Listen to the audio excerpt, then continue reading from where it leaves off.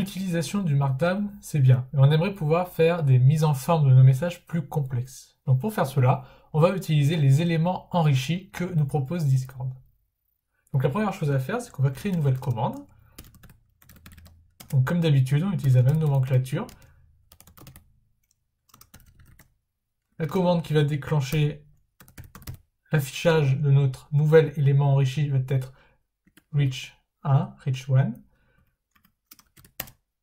Et maintenant, on va créer notre élément. Donc notre élément enrichi, on va voir la première élément enrichi le plus simple. Donc l'élément enrichi le plus simple, il va simplement afficher un message, le message qu'on va lui dire d'afficher, et un code couleur. Donc le code couleur ne va pas concerner notre message, mais une petite barre qui va se trouver à gauche de notre message et qui va être affichée et qui va pouvoir indiquer, par exemple, si vous mettez le code couleur rouge, dans ce cas, ça voudra dire on pourra signaler à l'utilisateur que c'est une erreur. Si c'est un code couleur vert, que c'est une commande qui a réussi. Un code couleur bleu, que c'est une information, etc., etc. Vous pouvez utiliser comme vous le souhaitez, en fonction de vos besoins, comme d'habitude. Donc on va créer un nouveau message, donc message.channel. Donc on va créer un message dans le channel en cours, qu'on va send, qu'on va envoyer. Et là, on va utiliser des accolades. Et avec les accolades, on va créer des éléments riches. Donc pour ce faire, on utilise le mot-clé suivant et on va le configurer. On va lui donner les paramètres qu'on veut qu'il utilise. Donc pour la version simple, il y a deux paramètres. Le color, donc il correspond à la couleur qu'on souhaite qui s'affiche à côté de notre message. Donc pour récupérer les codes couleurs, je vous invite à aller sur la documentation de Discord, de Discord.js. Mais ce code couleur est limité par la palette de Discord, donc vous ne pouvez pas mettre exactement les couleurs que vous souhaitez. Et après une description. Et la description correspond à notre message. Donc on va mettre bonjour le monde par exemple. Donc on va sauvegarder et on va démarrer notre bot pour voir qu'est-ce que fait ce morceau de code, à quoi ressemble cet élément enrichi. Donc comme d'habitude, un node index. Notre bot est prêt à démarrer. On se retrouve sur Discord. On peut voir que notre bot est bien démarré. Et si on fait la commande reach1, on voit que notre bot répond. Et on peut voir que la réponse a une mise en forme différente de d'habitude. Avant, notre bot répondait comme un utilisateur lambda, alors que là, on peut voir que le message est encapsulé dans une sorte de petite boîte, avec un fond un peu plus sombre que le reste de Discord. Et on peut voir notre code couleur qui est bien présent ici, en bleu. On a mis le code couleur bleu, qui permet donc d'accentuer notre message. Donc on peut accentuer en fonction de la commande, en fonction de ce que vous souhaitez faire. On peut voir que c'est à peu près le même élément que lors d'une citation. Quand quelqu'un nous cite sur Discord, on voit qu'il y a aussi ce code couleur en question qui s'affiche. Donc on pouvait le réutiliser pour permettre à votre utilisateur, à vos utilisateurs de votre salon Discord, d'identifier directement le type de message que c'est. Si c'est une erreur, si c'est une information, ou si c'est autre chose en fonction de ce que vous souhaitez. Donc on va revenir dans le code. Donc on a vu, ça c'est l'élément le plus simple, l'élément riche, le plus simple qu'on peut mettre en place. Et bien entendu, les éléments riches permettent l'intégration du Markdown qu'on a vu précédemment. Donc si on met bonjour en gras, voilà, on peut mettre bonjour en gras grâce aux 2 étoiles, sans problème. Si on relance le bot, on va pouvoir voir que, on revient là, on remet reach1, et on peut voir que bonjour est bien en gras. Donc tous les éléments Markdown que nous avons vus précédemment fonctionnent dans les éléments enrichis. Donc vous allez me dire, c'est bien, bon, on rajoute un petit code couleur, c'est pas fameux. Donc maintenant, on va travailler sur les éléments enrichis plus complexes. Donc on va créer une nouvelle commande, on va prendre modèle sur la commande précédente. Voilà. On va l'appeler rich2, élément enrichi 2, et on va garder le code qu'on avait écrit. Donc on va garder le code couleur qu'on avait mis. Là encore, le code couleur, vous pouvez mettre celui-là que vous souhaitez par rapport à la documentation. Toutes les couleurs ne sont pas présentes, mais il y a une large palette qui peut être suffisante. L'avantage d'avoir une palette déjà définie, c'est que vos utilisateurs, s'ils vont sur un autre salon Discord, ils pourront se dire, c'est généralement le plus important, c'est la cohérence du coup. Quand Discord lui-même affiche un message avec un code couleur, si votre salon Discord utilise le même, du coup l'utilisateur ne sera pas perdu et il pourra s'y retrouver sans problème, sans avoir à réfléchir à quel salon Discord possède quel code couleur, etc., etc. Donc on va rajouter ici un paramètre qu'on va appeler auteur. Et on va pouvoir définir des informations par rapport à l'auteur. Donc on va ici mettre name, donc le nom de l'auteur. Donc le nom de l'auteur, on va mettre le nom de notre bot. Donc on va mettre client discord.user, qui correspond donc à l'utilisateur bot. Donc on peut récupérer ces informations. Et username, donc le nom d'utilisateur de notre bot. Donc cette mise en page riche, on ne peut pas la gérer exactement comme on veut à 100%. Elle est prédéfinie par Discord. Mais par contre, on peut utiliser ou pas certains éléments. Par exemple, l'auteur, on peut l'utiliser, mais on n'est pas obligé de l'utiliser comme l'élément auteur. On peut l'utiliser pour afficher une autre information. C'est que dans la documentation, ils appellent cette boîte-là auteur. Après, bien entendu, vous pouvez utiliser cette boîte auteur pour afficher, par exemple, un nombre, un chiffre, la date à laquelle le message a été posté, ou un autre paramètre. C'est une mise en page prédéfinie qu'on va voir une fois qu'on aura rempli notre élément riche. Et avec cette mise en page prédéfinie, on peut en faire ce qu'on veut au niveau des éléments, et on n'est pas obligé de mettre l'auteur dans le champ auteur, bien entendu. Après, on va mettre un icône URL, parce qu'on va pouvoir mettre un petit icône à côté du name, à côté de le nom de l'auteur, et on va mettre un, comme vu précédemment, un client discord.user, donc on récupère les informations de notre bot qui correspondent à notre bot en lui-même, à l'utilisateur bot, et on va récupérer l'avatar URL, donc l'URL de l'avatar de l'utilisateur. Donc après, maintenant, on va rajouter un autre champ qu'on va appeler title, qui est le titre de notre élément enrichi, donc j'appelle titre. Après, je vais mettre URL. Donc l'URL, on peut mettre une URL, donc une adresse web de votre site internet, d'un site internet, etc. sur le titre. Donc l'URL définira le lien, la page que va ouvrir l'utilisateur, le navigateur de l'utilisateur, quand celui-ci cliquera sur le titre. Et donc après, vous mettez l'URL en question. Donc moi, je vais mettre, on va pas se compliquer la vie, je vais mettre google.com. Voilà, comme ça, dès qu'un utilisateur cliquera sur le titre, eh bien, il sera redirigé. Dès qu'un utilisateur cliquera sur le titre, il sera simplement redirigé sur le site Google et son navigateur va s'ouvrir et le rediriger. On va mettre une petite description qu'on avait déjà mis précédemment, donc on va la garder. Bonjour tout le monde, pourquoi pas. Et maintenant, on va rajouter des champs, fields. Et donc avec ces champs, on va pouvoir structurer un peu plus nos éléments. Donc, vous pouvez en mettre à l'infini, bien entendu. Donc ça peut être pratique pour mettre en place simplement, par exemple, la commande add de votre bot, add, et chaque field que nous allons créer là, vous pouvez mettre la description d'une commande, par exemple. Donc on fait un name, donc par exemple on peut mettre ici le nom d'une commande. Nous on va mettre du texte simple. Alors on met du texte simple pour le moment. Vous pouvez mettre ici par exemple le nom de votre commande. La commande par exemple point d'exclamation riche 1 pour dire que cette commande existe. Et après en dessous, avec value, on peut mettre votre description ici par exemple. Et ce schéma-là peut être répété à l'infini. Donc on va en rajouter d'autres. Voilà, on fait la mise en forme du code. Et on va en rajouter un autre en dessous. Et encore un autre. On n'oublie pas de mettre des virgules vu que c'est un tableau. Et là on peut mettre ajout d'une URL. Donc ajout d'une. Alors, on mettra un anti-slash.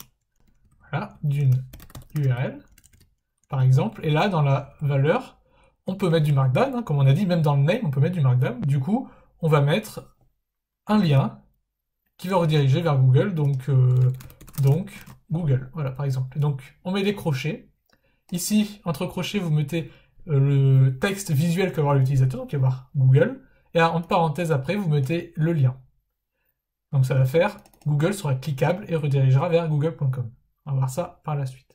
Et après, on peut mettre votre description avec celui-ci en gras et ici, pourquoi pas, en italique, par exemple. Donc là, on a rajouté nos champs. Maintenant, on va rajouter un timestamp.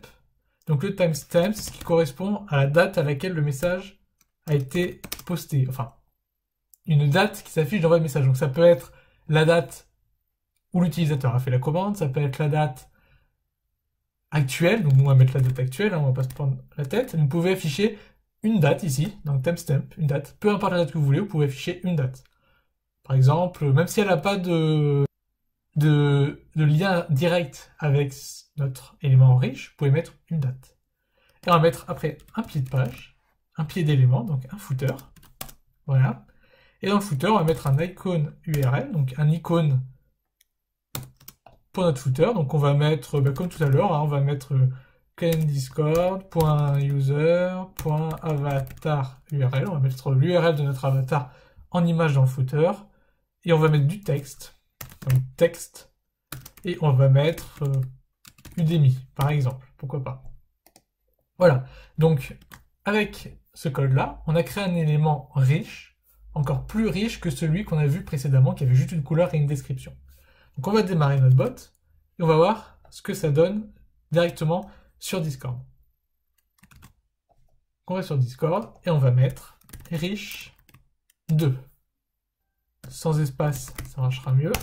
Riche 2, voilà. Et donc là, on peut voir notre élément enrichi, qui est plus complexe que celui qu'on a vu précédemment. Donc on retrouve le code couleur à gauche, le fond un peu plus foncé, et on voit ici, donc, l'auteur, l'avatar, l'image d'avatar de l'auteur qu'on a mis ici, donc l'avatar de notre bot, de Udemy Bot, le nom de notre bot, Udemy Bot. Après, on peut voir le titre de notre élément ici, titre. Si je clique dessus, on peut voir, attendez, le lien peut être flippant, celui-ci va à google.com et êtes-vous sûr de vouloir vous y rendre. Donc il y a une confirmation de Discord à chaque fois, à chaque lien pour des questions de sécurité. Mais on peut voir, si je fais oui, mon navigateur s'ouvre et je me retrouve, comme on peut le voir ici, sur Google, avec mon navigateur par défaut. Après, on peut voir, du coup, nos champs, nos différents champs, nos éléments enrichis. Donc là, on voit notre description, d'ailleurs, avant, bonjour le monde, qu'on a mis. Et après, on peut voir nos éléments enrichis. Donc on peut voir que le titre de nos éléments enrichis est blanc et contrasté. On le voit mieux que le reste des descriptions, donc de la description. Ici, on peut voir notre URL. Donc on voit bien que Google est en bleu comme un lien. Et si on clique dessus, ça demande si on souhaite ouvrir notre navigateur vers google.com. Et après, un texte simple. Donc ici, description en gras et ici, en italique. Et on peut voir ici le timestamp. Donc c'est-à-dire la date qu'on a définie. Donc la date, ici on a défini la date à laquelle le bot récrée le message. Et on peut voir donc le footer. Ici, Udemy correspond au texte que j'ai défini dans le footer. Et ici, l'avatar, l'image de footer que j'ai mis, l'avatar du bot, bien entendu. Vous pouvez, ici et ici, les deux images, mettre les images que vous souhaitez avec leur URL. Donc il suffit que l'image en question soit mise en ligne sur un serveur web, sur Internet, y mettre l'adresse, l'URL, et après ça va s'afficher automatiquement dans Discord. Donc on a un élément qui est un peu plus enrichi, c'est bien, mais on aimerait faire encore plus. Donc on va voir comment faire un élément encore plus riche. Donc on va créer un nouvel élément.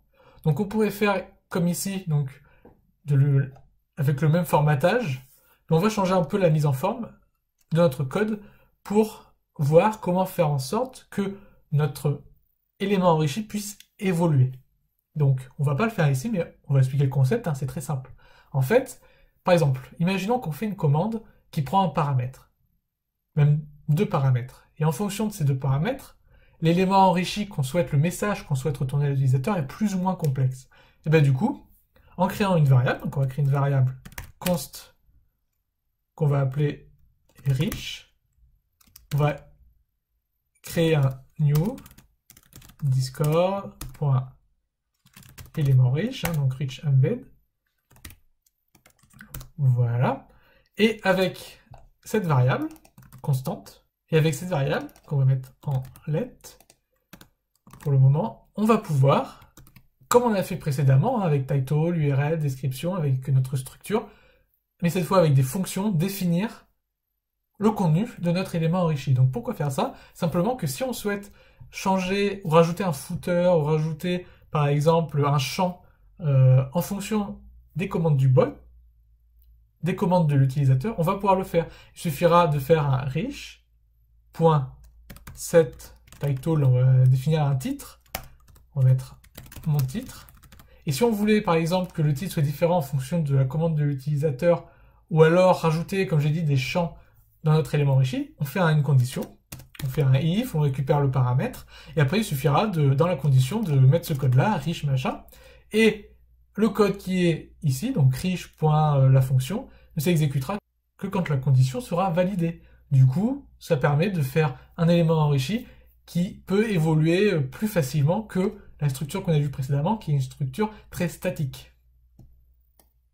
Alors, on va mettre le titre. Pour information, le titre ne peut avoir que 256 caractères. Donc, je vais le mettre ici. Donc au-dessus, votre texte sera coupé, tronqué. Après, on va définir un auteur. Donc on va mettre un point set auteur et on va mettre nom, par exemple. Et on peut voir ici que en premier paramètre, on demande le nom. En deuxième paramètre, un icône avec un point d'interrogation. Donc il n'est pas obligatoire. Donc on va mettre un petit icône. Et on peut voir même après qu'on nous demande si on veut mettre une URL sur l'auteur. Donc pourquoi pas, par exemple, rediriger vers la fiche sur votre site internet. Et sur site internet, si vous avez des articles, rediriger vers la fiche de l'auteur, par exemple. Pourquoi pas. Et donc là, je mets une image qui est utilisée dans la documentation, qui permet donc de se schématiser où se trouve chaque élément. C'est une image lambda, hein, vous pouvez bien entendu mettre l'image que vous souhaitez à cet endroit-là.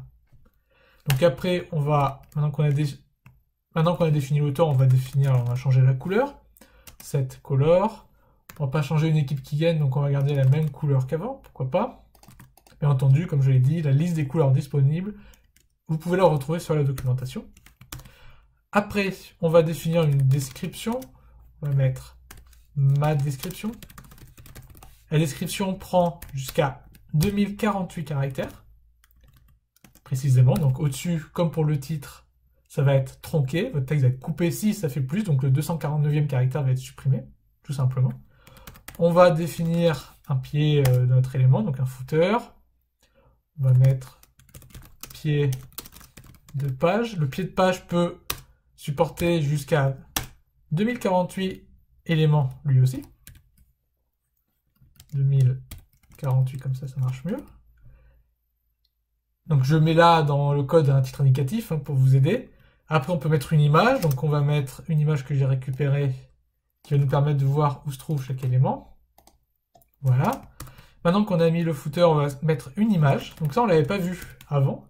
L'image, c'est un élément qui va être visible dans notre élément enrichi. Donc on va le voir, il est assez conséquent. Il se retrouve au milieu de notre élément. Et ça peut permettre, par exemple, de mettre, si vous voulez, par exemple, que votre bot affiche le dernier article présent sur votre site, eh bien, il pourra afficher l'image d'en-tête de votre article grâce à ce paramètre, donc image. Donc comme vous pouvez le voir d'ailleurs, quand on utilise les fonctions, il y a set color, set description, et quand on regarde l'élément plus simple avec la structure plus traditionnelle qu'on a fait précédemment, c'est la même chose, sauf qu'on enlève le set, et c'est toujours description, title, l'URL, etc. C'est juste que pour les fonctions, on rajoute le set, et après le nom avec une majuscule de l'élément avant, c'est tout. Donc on a défini l'image, qu'on va voir après quand on va faire le code, cette image est assez conséquente. Vous pouvez aussi mettre à la place d'une image une vidéo. Après on va mettre un set thumbnail. Donc ça va être un petit élément un peu plus petit, mais qui va quand même être conséquent, et qui va s'afficher en haut à droite de notre élément enrichi. Voilà, on met une image. Après on va mettre un set timestamp, comme on avait vu précédemment. Et maintenant on va mettre un set URL si on veut définir l'URL du titre. Donc l'URL à laquelle l'utilisateur va être dirigé quand il va cliquer sur le titre. Et donc maintenant, on a une grande partie de notre structure qui est définie. Alors maintenant, on va définir nos champs, on va les mettre à part pour vous montrer, voilà, en utilisant la variable qu'on a créée précédemment, rich, point, et puis là on peut continuer et faire par exemple add field. Et donc le fait de pouvoir utiliser une variable pour faire ça, ça va nous permettre, comme je vous l'ai dit, de faire des conditions et de rajouter des champs en fonction des paramètres et des conditions. Donc ça veut dire que notre élément peut évoluer avant d'être envoyé. Alors, on va rajouter un champ, donc on va l'appeler, on met le nom, on va l'appeler markdown. Après, on nous Après, on nous demande de mettre, comme on peut le voir ici, une valeur. Donc, on va mettre bonjour, pourquoi pas. Et après, on nous demande un booléen qui définit le paramètre inline. Donc, qu'est-ce que ça veut dire? Ben, ça veut dire que est-ce qu'on souhaite que cet élément soit sur une seule ligne? Donc, on va mettre true pour celui-ci, donc on va dire vrai. Et pour les autres, on ne va pas le mettre, on pourra voir la différence par la suite. Après, on peut rajouter un add blank field, donc un champ vide. À quoi ça peut servir? Eh bien, un champ vide, ça peut simplement servir à faire un saut. Un saut dans notre liste de nos différents champs.